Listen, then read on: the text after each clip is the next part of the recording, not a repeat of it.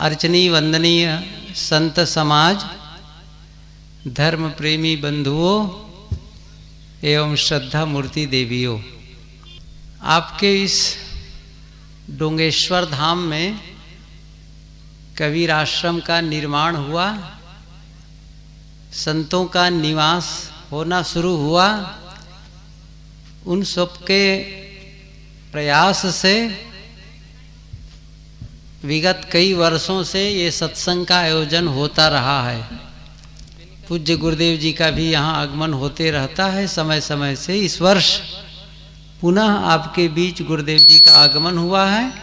यह सत्संग और इस तीर्थ में होना बहुत ही महत्वपूर्ण है। वैसे ही तीर्थ कहते ही हैं जो हमारे पापों को धो दे, पापों से तार दे।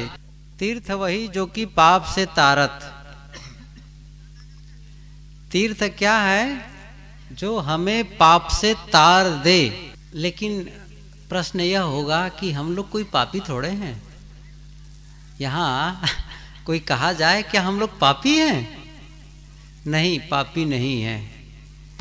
लेकिन सुन लीजिए, कहने वाला कहता है पाप वही मन मध्य विकारा।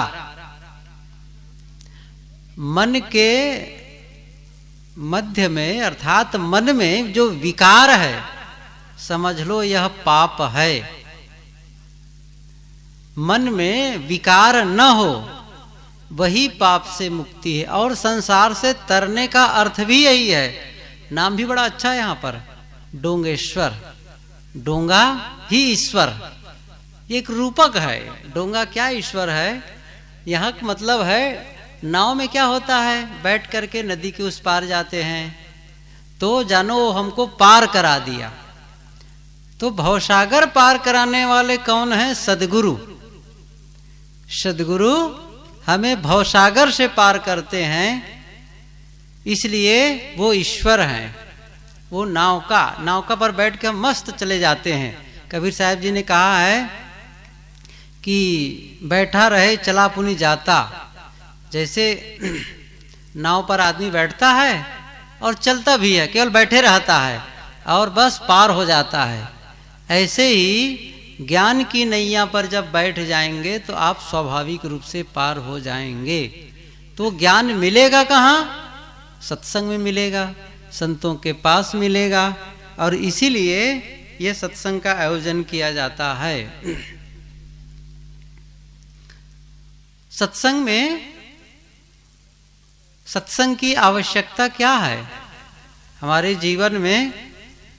सत्संग जैसे कपड़े को धोने के लिए साबुन होता है, कपड़े को धोने के लिए साबुन, वैसे ही हमारे मन को धोने के लिए, हमारे पूरे जीवन को धोने के लिए क्या है? सत्संग। सत्संग ही वह साबुन है जहां हम अपने आप की धुलाई करते हैं, सफाई करते हैं। इसीलिए संत लोग एक भजन गाते हैं, ज्ञान गंगा नहा लो प्यारे मना, पाप दिल का छुड़ा लो प्यारे मना। ज्ञान की गंगा में नहाने से मन का पाप धुलता है। बाहर की गंगा में नहाने से शरीर का मैल धुलता है। अभी तो हम लोग वहाँ इलाहाबाद में माघ मेला में थे। अभी अगले साल जहाँ कुंभ लगने वाला है वहाँ अपने लोगों का कैंप लगा हुआ था आश्रम का। गुरुदेव जी का भी वहाँ सप्ताह भर करीब 7-8 दिन प्रवचन चला। मकर संक्रांति से बसंत पंचमी तक सत्संग चलता रहा। वहाँ भी कैंप लगता है। वहाँ तो इतनी भीड़ होती है मेला में नहाने वालों की। और इस साल था सोमवती अमावस्या। उफ, क्या पूछना है वहाँ की भीड़ मेला की, जहाँ गंगा यमुना के संगम में नहाना हो। आप कहते यहाँ अभी कुंभ मेला लगा है, यहाँ किसमें, वो राजीव में। तो वो तो छोटा सा है, बच्चे सरीखा वहाँ के हिसाब से है, अपने आप में बढ़िया। आप लोग की मैं कोई छोटाई नहीं कह रहा हूँ, लेकिन इलाहाबाद के कुंभ के सामने कहता हूँ, छोटा ही होगा ना। तो वहाँ बहुत लोग आते हैं, सब लोग। तो वहाँ भी ऐसे ही सत्संग में बैठे रहते। तो मैं उन लोगों से पूछा, जो बैठने वाले से, आप लोग गंगा में आए हैं, नहाने आए हैं, अच्छे बताओ, पाप धोने आए हैं तो ये बताइए, पाप तन में है कि मन में है? अब क्या बताएं लोग, पाप तन में है कि मन में है? तो कौन कहे कि तन में पाप है? सभी कहेंगे मन में पाप है। तो ये बताइए, गंगा से क्या धुलता है? बहुत सीधी सी बात है, किसी भी पानी में आप शरीर को ही धोएंगे, मन को नहीं धो सकते हैं। मन कहाँ धुलेगा? वो है ज्ञान गंगा। इसीलिए मैं कह रहा था, जैसे कपड़े को धोने के लिए साबुन की जरूरत है, ऐसे ही अपने मन को धोने के लिए सत्संग की जरूरत है। और ये धुलाई रोज चाहिए। कपड़े देखो, हम लोग जो पहने हैं, यहाँ बैठे लोग, सब लोग के मन में कपड़ा गंदा ना हो ऐसा चाहते हैं हम लोग। लेकिन होता क्या है? उल्टा। हम लोग भले चाहते हो कि कपड़े गंदे ना हो, लेकिन कपड़े गंदे हो जाते हैं। जैसे हम लोग कपड़े की धुलाई रोज करते हैं, कपड़े की धुलाई करते हैं, घर की धुलाई करते, घर की भी सफाई करते हैं। आप लोग भी जानते हैं, सब लोग घर में रहने वाले हैं, हम लोग भी घर में ही रहते हैं, नाम है आश्रम, लेकिन है तो सब घर। तो घर में भी कचड़े आते हैं, घर में भी गंदगी आती है, उस घर की भी सफाई होती है। और आप उस घर की कल्पना करें जिस घर में कोई रहता ना हो, जहां झाड़ू बहारू नहीं लगाया जाता हो, तो फिर उस घर को क्या कहते हैं? भूत बाड़ा। क्या कहते हैं? वहां कोई रहता ही नहीं, इतनी धूल है, इतने कचड़े हैं कि वहां रहना कठिन है, नहीं रहा जा सकता है, पूरी सफाई चाहिए। तो जिस घर में रहते हैं उस घर की भी सफाई दोनों वक्त करते हैं, सुबह शाम साफ करते हैं, तब घर रहने लायक होता है। अपने मन के बारे में कितनी सफाई करते हैं? कितने लोग कह सकते हैं कि हम भी सुबह शाम मन की सफाई करते हैं? कोई बिरला बैठा होगा, कोई भाग्यशाली होगा जो सुबह शाम मन की सफाई करता है। हाँ, चिंता है घर की सफाई की, चिंता है कपड़े की सफाई, चिंता है बर्तन की सफाई की, चिंता है शरीर की सफाई की, पूरे सब कुछ की सफाई करते हैं। और सफाई यदि नहीं करते हैं तो किसकी? मन की। और मन की सफाई नहीं करेंगे, मन ही तो जीवन है। आखिर है क्या? हमारे जीवन में सबसे ज्यादा महत्वपूर्ण क्या है? हमारे मन का। आप कहते मेरा मन सत्संग में जाने का है, मेरा मन सत्संग में जाने का नहीं है। कितना महत्वपूर्ण है? आपके सभी कामों में मन आगे होता है। मनो पुब्बक गमा धम्मा मनो सेठा मनोमया। महात्मा बुद्ध ने भी कहा है, शत्रु कबीर कहते हैं कि नैनन आगे मन बसे पलक पलक करे दौर। नैन का मतलब यहां इंद्री कह सकते हैं, अर्थात इंद्रियों से व्यवहार होता है, इसके पहले ही मन होता है, पहले ही मन चलता है। अर्थात मन में पहले हम सोचते हैं, तब कोई काम करते हैं। और सोचना ही गलत हो तो करना गलत होगा ना। सोचना ही गलत हो तो फिर करना गलत होगा, और सोचना सही होगा तो फिर करना सही होगा। इसलिए यदि सुधार करना है तो कहां करना है? सोच में। आरंभिक बिंदु कहां है? आप देखिए, जैसे एक पेड़ हो, पेड़ में फल लगा, उसके पहले क्या होता है? फल के पहले होता है फूल, और फूल के पहले और कली। आप ध्यान दीजिए, कली को आप तोड़ दीजिए तो फूल भी नहीं आएगा, फल भी नहीं आएगा, बीज भी नहीं होगा। तो आगे फिर और आगे की गति रुक जाएगी। तो कली को तोड़ देने पर आगे के सब काम खत्म। ये सोचना ही एक कली के समान है। इसको दूसरे ढंग से कहूं और बारीकी से कहना चाहें, जैसे आपके पास में बीज है, चने का बीज है, और उसमें अंकुर आया है, छोटा सा अंकुर, और उसी अंकुर को तोड़ दीजिए। अब चना उगेगा? नहीं उगेगा। सारा दारोमदार किस में है? उसी अंकुर में। ऐसे ही हमारे कर्मों का अंकुर कहां फूटता है? मन में फूटता है। और उसी मन को कहीं ठीक कर लिया गया तो मानो जीवन ठीक कर लिया गया। और साहब कहते हैं इस बात को सदगुरु कबीर, एक साधे सब साधिया सब साधे एक जाए, जैसे सींचे मूल को फूले फले अघाए। एक मन को साध लिया मानो सब सध गया, और एक मन को बिगाड़ लिया गया मानो सब बिगड़ा। आदमी कहते हैं देखो भाई वो आदमी बड़ा अच्छा आदमी है, किसी आदमी को कहते हैं वो आदमी बहुत अच्छा आदमी है, इसका मतलब क्या वो देखने में अच्छा है? किस मामले में अच्छा है?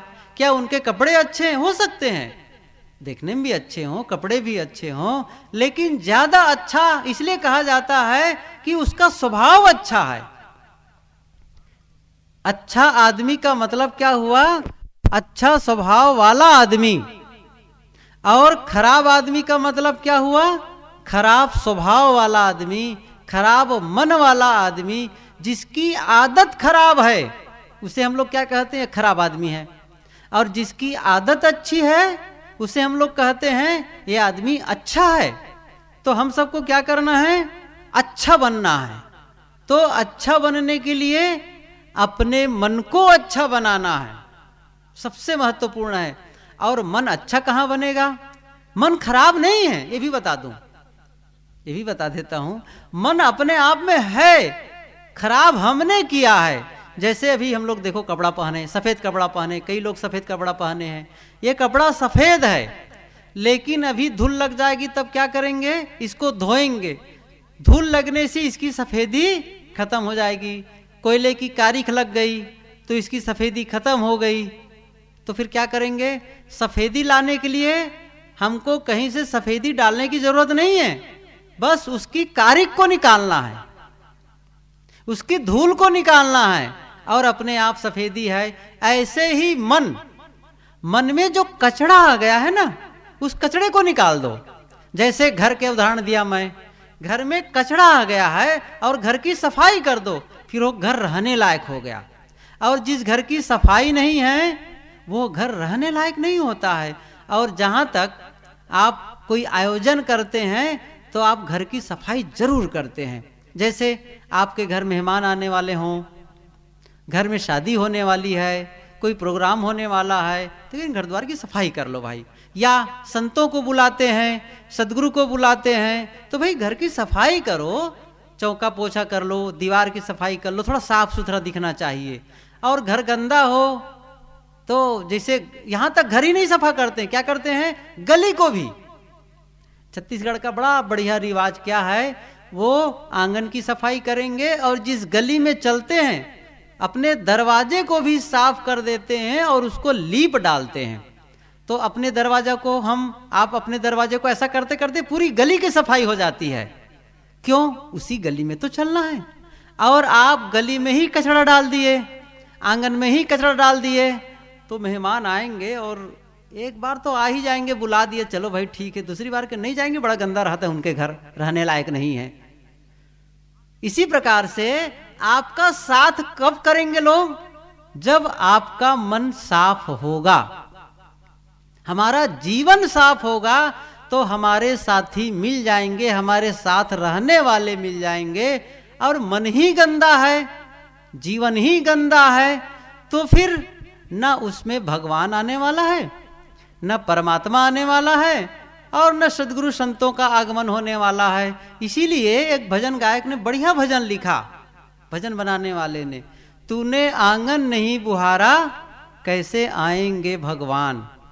तूने आंगन नहीं बुहारा, वो आंगन की बात नहीं, हृदय आंगन को बुहारो। सदगुरु कबीर भी यही बात कहते हैं, अंदर झाड़ू दे के कूड़ा दूरी बहाओ। अंदर झाड़ू, ये सबसे बड़ा काम है दुनिया का। आप कहेंगे सबसे बड़ा काम तो खेती करना है, मैं मानता हूं, बिना खेती के भोजन नहीं मिलेगा। आपका स्टील प्लांट बेकार है यदि खेती ना हो तो, लेकिन ये भी जरूरी है, स्टील प्लांट के बिना आपको हल चलाने के लिए लोहा कहां से पाएंगे, कुदाल कहां से पाएंगे। तो ये मतलब एक दूसरे से गुथा हुआ तो है, कपड़े की जरूरत है, लोहे की जरूरत है, अन्न की जरूरत है, लेकिन सब कुछ हमारे पास हो, सब कुछ हो और मन की सफाई ना हो, तो फिर क्या मतलब निकलता है? सब किस का महत्व तब है जब हम मन की सफाई करते हैं, अर्थात जीवन को अच्छा बनाने का काम करते हैं। अच्छा बनाने का काम करो, ये बहुत जरूरी है। और मैंने कहा ना, रोज शत्रु कबीर ने कहा है, नित खरसान लोहा घुन छूटे, नित की गोष्ठी माया मोह टूटे। निरंतर गोष्ठी करने से माया मोह टूटते हैं। जैसे लोहे में लोहे की सफाई होती रहती है तो लोहे में जंग नहीं लगता है, इसी प्रकार मन में भी जंग नहीं लगता है। आप लोग जानते हैं, जहां पर आप लोग पानी गिराते हैं तो क्या होता है, बराबर जहां पानी गिरते रहता है और उस वहां की सफाई नहीं होती है तो काई लग जाती है, और बहुत संभावना होती है काई में गिरने की। काई में क्या होता है, पैर फिसल जाता है। अब मैं समझता हूं कुछ लोग ऐसे हो सकते हैं जो पैर फिसला हो तो पैर ही टूटा हो, ऐसा कुछ लोग को सूचना मिल जाती। काई, इसलिए काई की सफाई जरूरी है। बाहर की काई में हम गिर जाते हैं और मन में ही काई हो तब भी फिसल जाते हैं। आदमी काम में फिसलता है, क्रोध में फिसलता है, लोभ में फिसलता है, ईर्ष्या और द्वेष में फिसलता है। ये सब क्या है, मन की काई है। इसको हमें धोना है। ये जिम्मेदारी किसकी है, हमारे मन में काई है, इसकी धुलाई कौन करेगा? मनमोहन सिंह करेंगे कि रमन सिंह करेंगे? कोई करने वाला है? नहीं करेंगे, आपको करना है। अपनी जिम्मेदारी है, हमारे मन की सफाई की जिम्मेदारी। देखिए, जैसे पति और पत्नी है तो पति के मन की सफाई की जिम्मेदारी पति की है और पत्नी के मन की सफाई की जिम्मेदारी पत्नी की है। सास बहू को देखो, दोनों में जो अपने मन की सफाई करता है वही अपने जीवन को सुंदर बनाता है। सुंदर जीवन बनाओ, सबसे बड़ा काम यह है। क्यों? भोजन की सार्थकता किसमें है? भोजन की सार्थकता है जीने में, और जीने की सार्थकता है सुंदर ढंग से जीने में, उबड़ खाबड़ जीने में नहीं है। जैसे एक सड़क हो, आप लोगों को बड़ा सरल ढंग से उदाहरण बता रहा हूं। एक सड़क हो और सड़क जगह जगह गड्ढा हो, जगह जगह पत्थर रखे हो, बोल्डर हो बड़े बड़े और गड्ढे हो। उस पर आपको कहीं मोटरसाइकिल से आपको जाना है तो 10 किलोमीटर चलाने में आप थक जाएंगे। 4 व्हीलर हो तो भी थक जाएंगे। ओफो, कितना कठिन है चलना। उतने ही समय में आप 50 किलोमीटर चल सकते थे।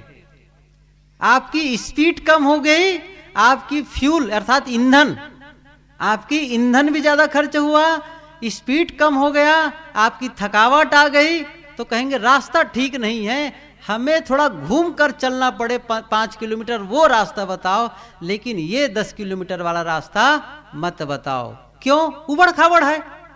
उबड़ खाबड़ रास्ते में चलना कठिन। ऐसे ही जिसका जीवन उबड़ खाबड़ हो, जिसका जीवन उबड़ खाबड़ हो, उस जीवन में जीना कितना कठिन है। इसलिए अपने जीवन को समतल, सुंदर, सपाट बनाना है। वो कैसे बनेगा? जब हम सफाई करेंगे, धुलाई करेंगे। बहुत जरूरी है। अपने कचड़े आते हैं मन में, कचड़े कहां से आते हैं मैं थोड़ा से बता दूं आप लोगों को, पहले आप वहां सावधान हो जाएं। मन में कचड़े कहां से आते हैं, इस चीज को समझने के पहले आप लोगों को पहले बताऊं। मैं पूछूं, घर में कचड़े कहां से आते हैं? देखिए, वह एक ईंट पत्थर का घर, और ये हम लोग को क्या है, हड्डी मांस और चाम का घर। अंतर नहीं है। शत्रु कबीर ने कहा है, भूला लोग कहे घर मेरा, जा घर में तू भूला, डोले सो घर नाही थेला।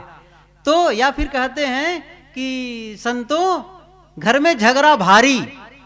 वो घर का मतलब ये नहीं जो ईंट पाथर का घर बना हुआ है, वो है, लेकिन यहां जो हमारा शरीर रूपी घर है, उस घर की सफाई की बात कह रहा हूं। तो वो घर में कचरा कहां से आता है? आप लोग भी जानते हैं, जब आप घर बनाते हैं तो दीवार बनाते हैं। घर किसे कहते हैं? घर का मतलब दीवारों के बीच जो जगह है वह, दीवार को थोड़ी घर कहेंगे, खिड़कियों को घर नहीं कहेंगे। जो बीच में खाली जगह है ना, जहां आप रहते हैं, वो घर है। तो दीवार बनाए तो रास्ता बनाते हैं, अर्थात दरवाजा और खिड़की। क्यों? इसलिए कि दरवाजे से आना जाना है और खिड़की से हवा और प्रकाश। क्या आप हवा और प्रकाश आने के रास्ते को बंद कर सकते हैं? अरे इससे धूल गर्दे आते हैं, बंद करो इसको, नहीं कर सकते। आप यदि जिद करके खिड़की को बंद भी कर दें तो दरवाजा तो नहीं बंद कर सकेंगे। लेकिन आप जानते हैं उन्हीं रास्तों से धूल और कचड़े भी आते हैं, आप उसे बंद नहीं कर सकते, खुला रखना पड़ेगा। फिर ये शरीर रूपी घर में कौन से दरवाजे हैं जान गए ना? इसके भी 5 दरवाजे हैं। पहला है आंख, एक दरवाजा है। दूसरा क्या है? कान, नाक, मुंह और चाम। 5 ज्ञानेंद्रियां रूपी 5 दरवाजे हैं। इन्हीं से देखिए इसकी आवश्यकता है। जैसे खिड़की और दरवाजे की आवश्यकता घर में है, ऐसे ही हमारे जीवन निर्वाह के लिए इन दरवाजों की जरूरत है। आंख की जरूरत है, बिना आंख के नहीं चलने वाला है। हम कहेंगे नहीं जी आंख नहीं चाहिए, इससे कचड़े आते हैं, तो सब गंधारी बन जाएंगे? नहीं, गंधारी बनने की जरूरत ही नहीं है। आपको आंख खुले रखने की जरूरत है, लेकिन क्या करना है? एक चौकीदार बैठाना है घर में। जैसे चौकीदार बड़े बड़े घरों में आप लोग देखे होंगे ना, दरवाजे के सामने एक सिक्योरिटी गार्ड बैठा होता है। उसमें क्या होता है? एक बंदूक लिया रहता है। बैंक में देखे होंगे एक सिक्योरिटी गार्ड बैठा है। बिल्कुल, इसका मतलब है सही लोग आए, गलत लोग ना आए। बस सिक्योरिटी गार्ड का काम क्या है? तुम रोको, वही आदमी आए जिनकी जरूरत यहां है, अनावश्यक लोग यहां ना आए। ऐसे ही आपको भी अपनी आंख के पास एक चौकीदार बैठाना है। इसका मतलब वही रूप अंदर जाए जो हमारे जीवन के लिए उपयोगी है, और वह रूप अंदर चले जाए और जाकर के धमाल मचाए। आपके घर में एक आदमी चला जाए और उधम बान मचाए, लड़ाई झगड़ा करे, मारे पीटे, सामान को उठा करके ले जाए, आप कहेंगे भैया अब की बार तो हम सावधान रहेंगे, तुमको आने ही नहीं देना है, इस आदमी को आने ही नहीं देना है। एक बार तो धोखा खा गए, नहीं जाने थे इसलिए मेहमान थे, अब जान गए इसलिए बेईमान हो गए तुम। न जानने पर मेहमान और जान गए तब बेईमान। तो ऐसे ही जब जान जाएंगे एक बार, यह रूप ऐसा है जिसके आने पर हमारा मन चंचल हो जाता है, जीवन खराब हो जाता है, तो उसी समय सावधानी चाहिए। रूप समझ रहे ना? ये विषय इतना बढ़िया है, आप लोग इस चीज को समझ सकें तब आप क्या करेंगे? टीवी के सामने बैठकर घंटों आप आंख नहीं फोड़ेंगे। टीवी में वही सीरियल देखना, वही दृश्य देखने योग्य है जिसे देख करके आपके जीवन की उन्नति हो, विकास हो। लेकिन दुर्भाग्य है 70 साल के बूढ़े बुजुर्ग भी टीवी के सामने बैठ करके सिनेमा देखा करते हैं। अब वो अवसर नहीं रह गया है।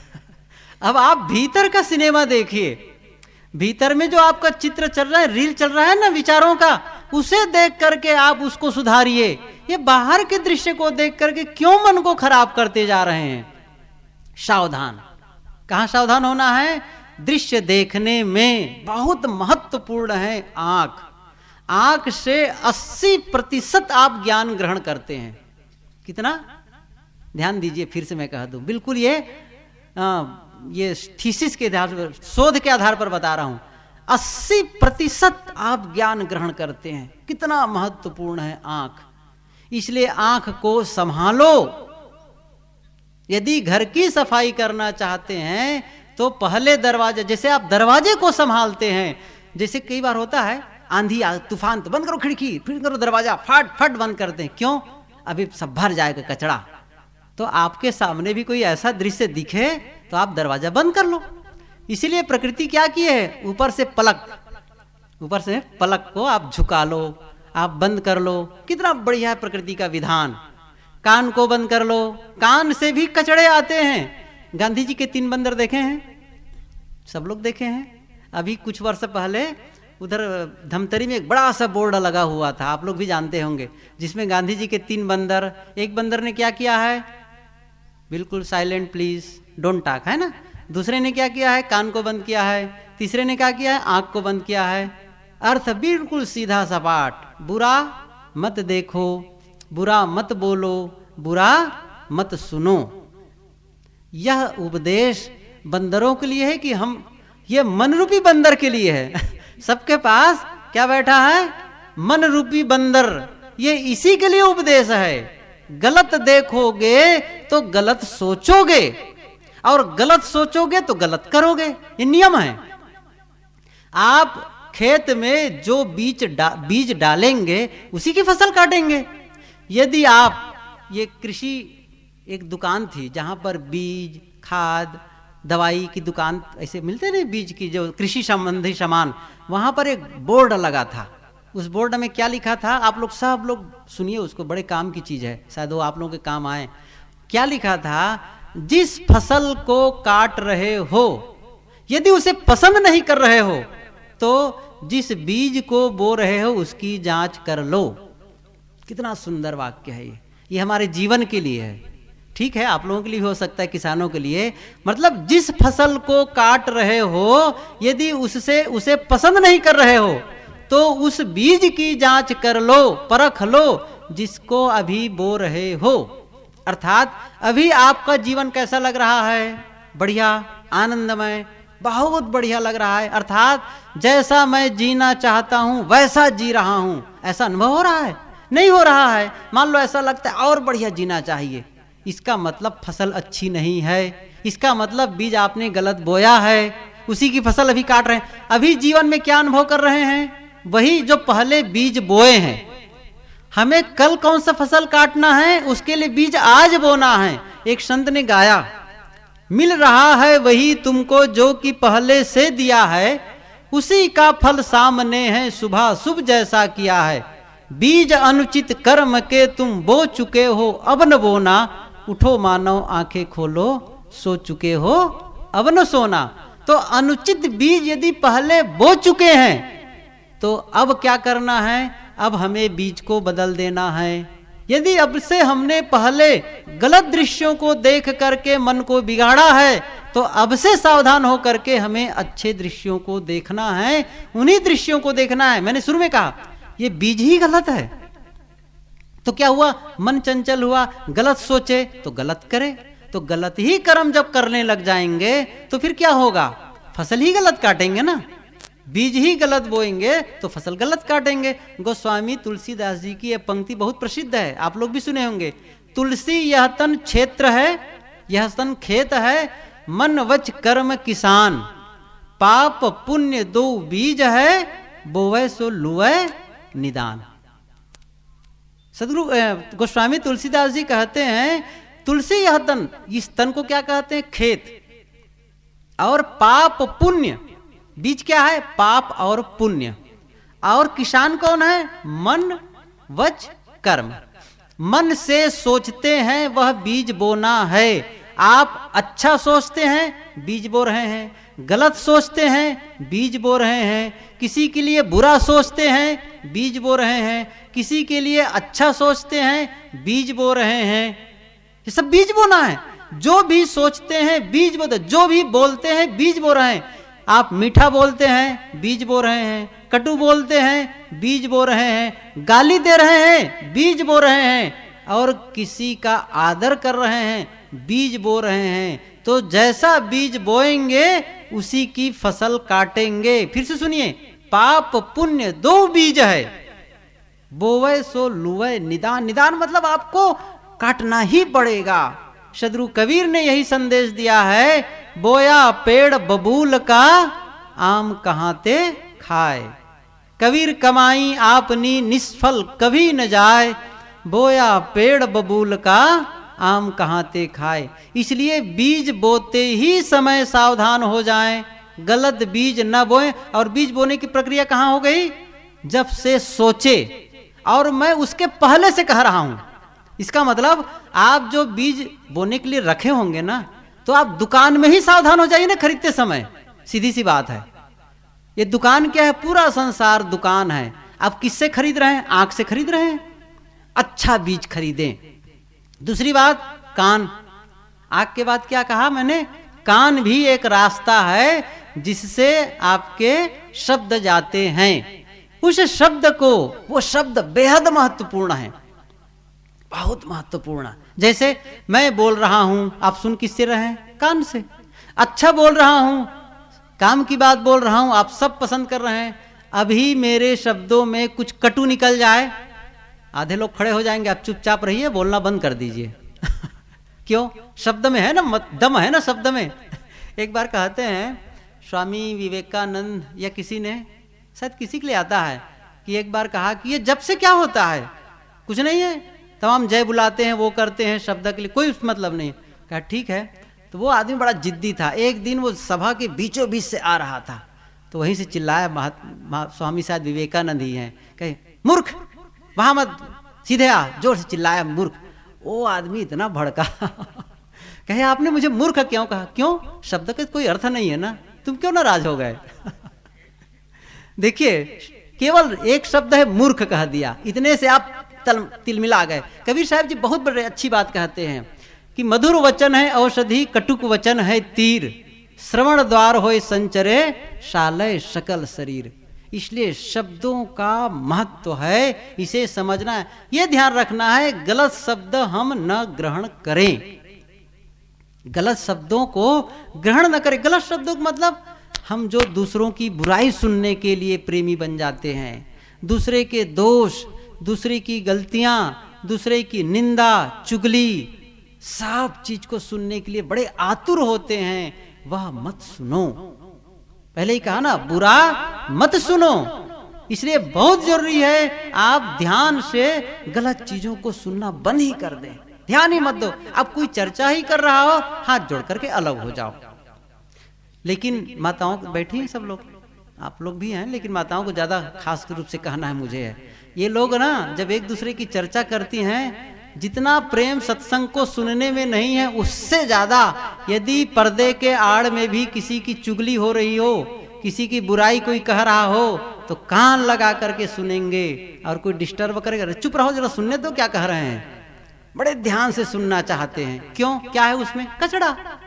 देखिए अभी यहाँ पर कितना साफ जगह है, बहुत साफ है ना, यहीं पर एक टोकरी कोई कचड़ा लाकर डाल दे तो सब लोग कहेंगे कैसा भोला आदमी है, इतनी साफ जगह में कचड़ा डाल दिया, सब डांटेंगे। हमारे आंगन में कोई कचड़ा लाकर डाल दे, सब डांटेंगे। लेकिन हमारे मन में कोई कचड़ा डाल रहा है, इसकी चिंता हमें नहीं है। दो आदमी जा रहे हैं रास्ते रास्ते, बस फिल्म की स्टोरी सुनाए जा रहे हैं, ये कचड़ा नहीं है, कचड़ा है। तो कचड़ा कान से मत डालो, पहला काम। आंख से कचड़ा मत डालो, कान से कचड़ा मत डालो, और मुंह से भी कचड़ा न डालो।